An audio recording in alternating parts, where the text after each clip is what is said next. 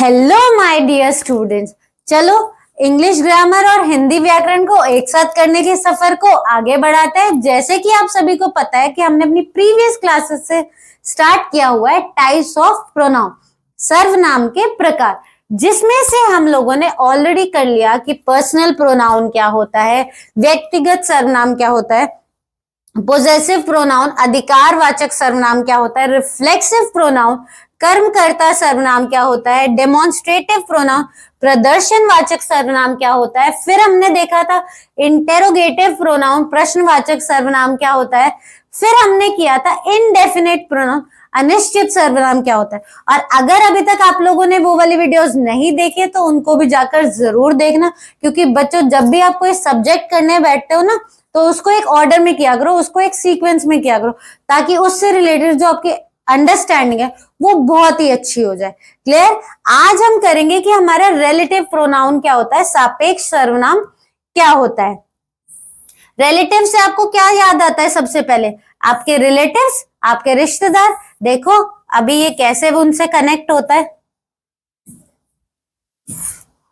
अच्छा, आज हम हमेशा पहले डेफिनेशन करते हैं, लेकिन आज सबसे पहले हम इसके एग्जाम्पल्स देखेंगे, उसके बाद हम डेफिनेशंस पाएंगे ताकि आप लोगों को और अच्छे से समझ में आ जाए। देखो, this is the girl whom I met yesterday। यह वही लड़की है जिससे मैं कल मिला था। अब क्या हो रहा है, दो सेंटेंसेस जो है वो आपस में रिलेट कर रहे हैं, whom की वजह से, जिसकी वजह से। पहली बात क्या है कि ये वो लड़के जिससे मैं मिला था, है ना।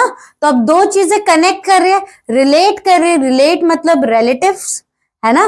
जैसे हमारे रिश्तेदार हमसे कैसे रिलेट करते हैं, कोई हमारा मामा लगता है, कोई चाचा लगता है, वैसे ही रिलेटिव प्रोनाउंस होता है जब वो किसी दो सेंटेंस को रिलेट कर देते हैं, जोड़ देते हैं, है ना। नेक्स्ट देखो, the man whose car was stolen in my is my uncle। तो यहाँ पे क्या है, जिस आदमी की कार चोरी हुई है वह मेरा चाचा है। अब फिर से दो चीजें क्या हो गई, कनेक्ट हो गई। तो वो क्या है, उसको हमने कैसे कनेक्ट किया है, रिलेटिव प्रोनाउन की वजह से। वो क्या है यहाँ पे, whose, जिसकी, है ना। तो यहाँ पे क्या है, दो सेंटेंसेस को, क्लोजेस को हम कनेक्ट कर रहे हैं प्रोनाउंस की वजह से, तो उन्हीं प्रोनाउंस को हम रिलेटिव प्रोनाउंस कहते हैं।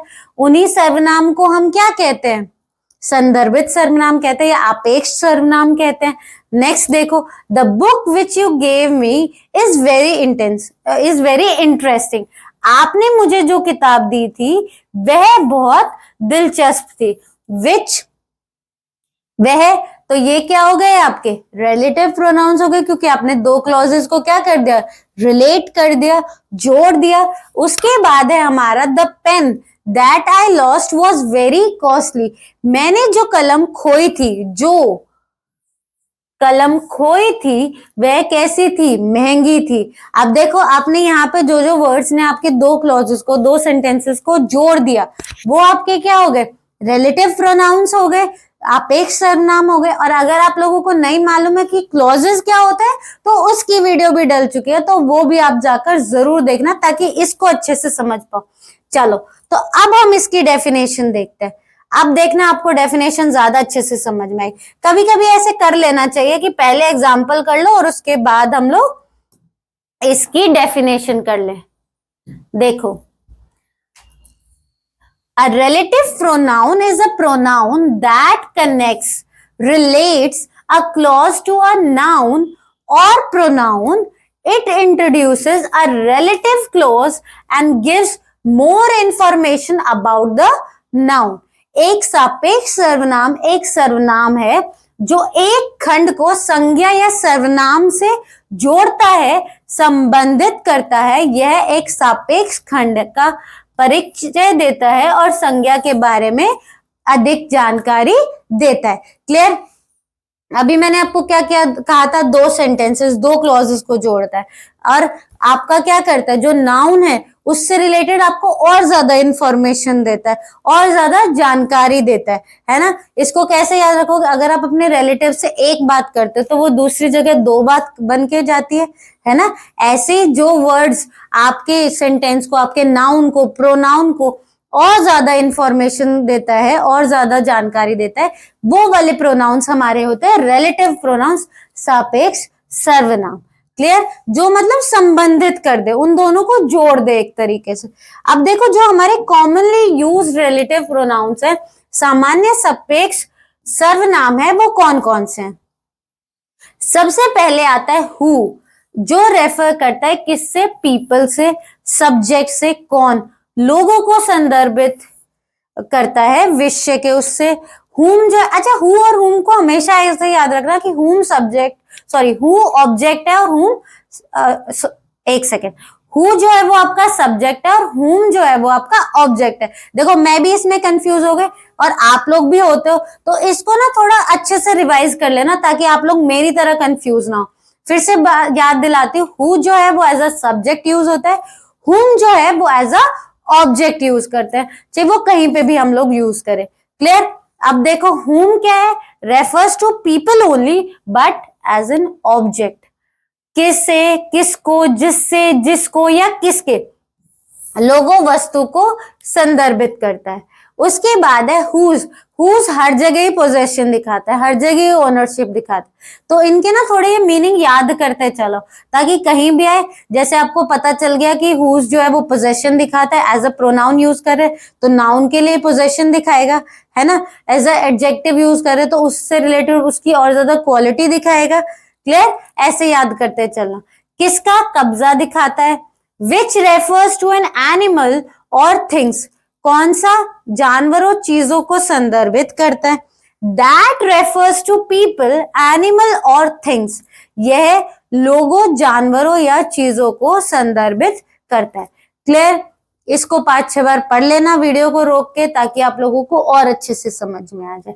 देखो वर्ड्स आपको हर जगह यही दिखेंगे, प्रोनाउन में भी, एडजेक्टिव में भी, है ना, यहाँ तक कि टाइप्स में भी यही दिखेंगे सेम सेम, पर आपको मालूम होना चाहिए कि वो आपको कहाँ पे यूज करना है, या फिर आपको सेंटेंस में पता लगाना है तो वो एज अ किस पर्पज से वहां पे यूज हुआ है। क्लियर? इसके एग्जाम्पल्स हम ऑलरेडी देख चुके हैं, है ना।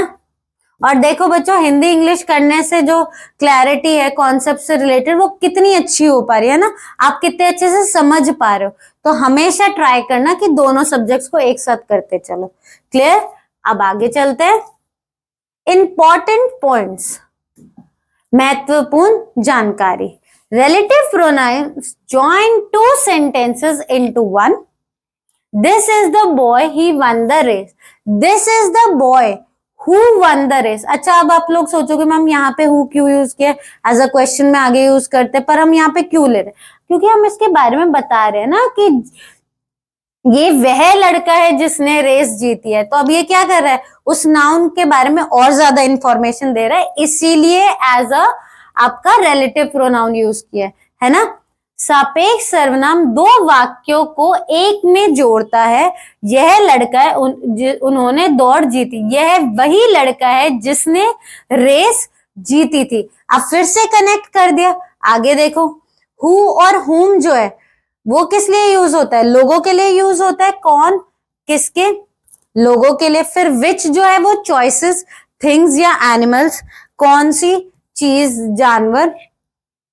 दैट, पीपल, थिंग्स, एनिमल्स की जो है वो लोगों के लिए, चीजों के लिए, जानकारी के लिए यूज होता है। हुज हमेशा ही पोजीशन दिखाता है, अधिकार दिखाता है। किसका? कब्जा दिखाना। क्लियर?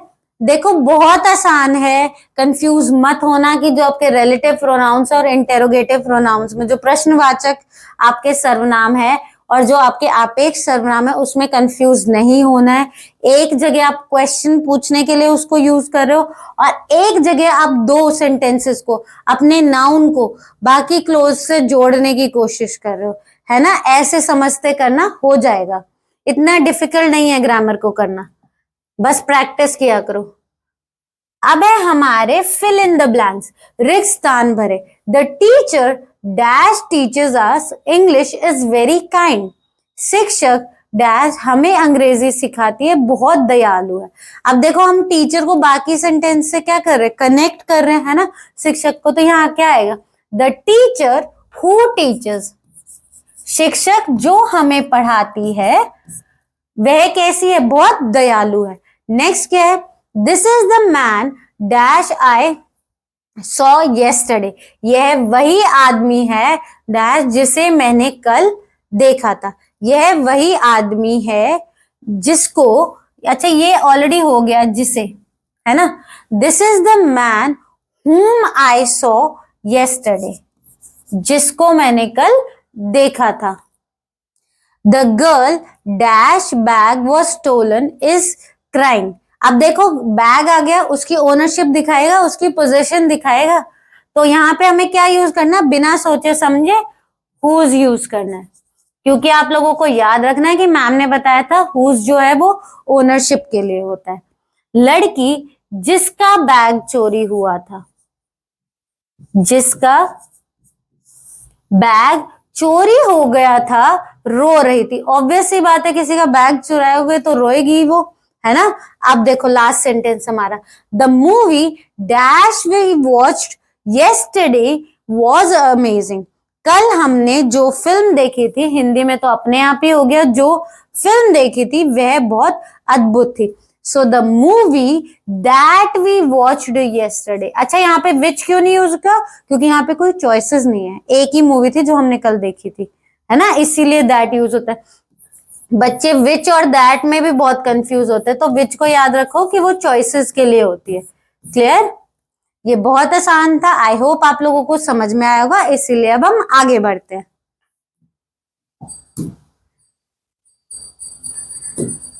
अब है हमारा रेसिप्रोकल प्रोनाउन, पारस्परिक सर्वनाम। रेसिप्रोकल मतलब उल्टा कर देना, है ना, मैथ्स में भी पढ़ा होगा रेसिप्रोकल कैसे, ए बाय बी किया, उसका रेसिप्रोकल किया, बी को ऊपर ले गए, ए को नीचे ले गए। चलो अब इसमें देखो ग्रामर में रेसिप्रोकल कैसे होता है। A reciprocal pronoun is used when two or more people are doing the same thing to each other. It shows a mutual relationship or action in return. अच्छा इसको भी डेफिनेशन पढ़ने से पहले इसके एग्जाम्पल ही देख लेते हैं ताकि आपको और अच्छे से क्लियर हो जाए। देखो, the two friends help each other in the studies, दोनों दोस्त पढ़ाई में एक दूसरे की मदद करते हैं। अब यहाँ पे क्या है, दो दोस्त है, अगर जो सपोज राम और श्याम है, राम श्याम की हेल्प करता है तो श्याम भी तो हेल्प करता होगा राम की।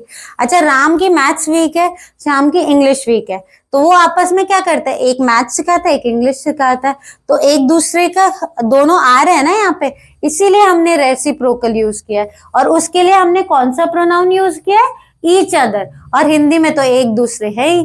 नेक्स्ट देखो, husband and wife should trust each other, पति पत्नी को एक दूसरे पर भरोसा करना चाहिए। जब भी आपका ऐसे वर्ड आ जाए, ऐसे शब्द आ जाए एक दूसरे, तो वहां पे क्या आएगा, आपका रेसिप्रोकल प्रोनाउन आएगा, आपका पारस्परिक सर्वनाम आएगा। देखो यहाँ पे ना दो लोगों से रिलेटेड बात करो, दोनों वही काम कर रहे हैं, है ना। अगर हस्बैंड वाइफ है या आपके फादर मदर है, वो आप क्या करते हैं, एक दूसरे पे ट्रस्ट करते हैं, तो अगर पापा कर रहे हैं तो मम्मी भी करते हैं, मम्मी कर रहे हैं तो पापा भी करते हैं, तो वो रेसिप्रोकल हो गया। तो वो क्या हो गए, वो वाले वर्ड्स क्या हो गए, वो आपके हो गए रेसिप्रोकल प्रोनाउंस। क्लियर। अब देखो याद करने का तरीका बता दूं, जो प्रोनाउंस होता है वो नाउन की जगह पे आता है, और रेसिप्रोकल मतलब उल्टा कर देना, एक दूसरे जैसे यूज करना, है ना। नेक्स्ट देखो, all the students in the class respect one another, कक्षा के सभी छात्र एक दूसरे का सम्मान करते हैं। देखो हिंदी में तो मीनिंग सेम है, ईच अदर और वन अदर का एक दूसरे ही है, लेकिन इंग्लिश में कैसे बदला है वो बताऊंगी। The soldiers encourage one another during the battle, युद्ध के दौरान सैनिकों ने एक दूसरे को प्रोत्साहित किया। अब आप लोग इसमें एक छोटा सा डिफरेंस देख पा रहे हो कि यहाँ हम सिर्फ दो लोगों के बारे में बात कर रहे थे, और यहाँ हम दो से ज्यादा बहुत सारे लोगों के बारे में याद कर रहे हैं। तो जब भी आप लोग दो लोगों से रिलेटेड बात करते हो तो आप लोग यूज करोगे ईच अदर, और जब आपको कईयों में से बताना है तो आप यूज करोगे वन अनदर। हिंदी में सेम ही रहेगा, एक दूसरे। क्लियर। आई होप अब आप लोगों को समझ में आया हो। तो अब हम इसकी डेफिनेशन देखते हैं, अब आपको डेफिनेशन और अच्छे से समझ में आएगी। देखो इंग्लिश में हमने रीड कर ली थी, है ना।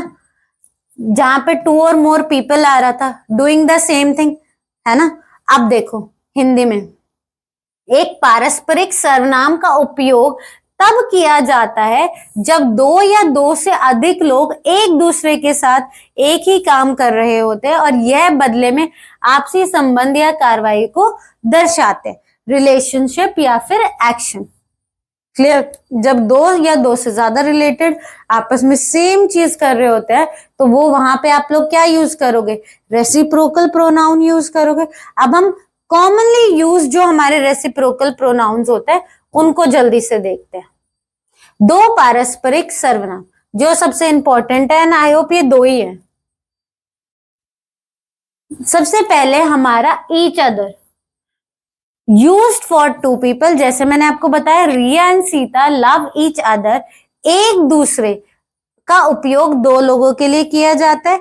रिया और सीता एक दूसरे से प्यार करती है। नेक्स्ट वर्ड है हमारा one another, use for more than two people, players in the team support one another. इसमें बच्चे बहुत गलती करते हैं कि वो हमेशा कंफ्यूज रहते हैं कि ईच अदर और वन अनदर कहाँ लगाना है। अब से प्लीज याद रखना कि ईच अदर दो लोगों के लिए, वन अनदर दो से ज्यादा लोगों के लिए।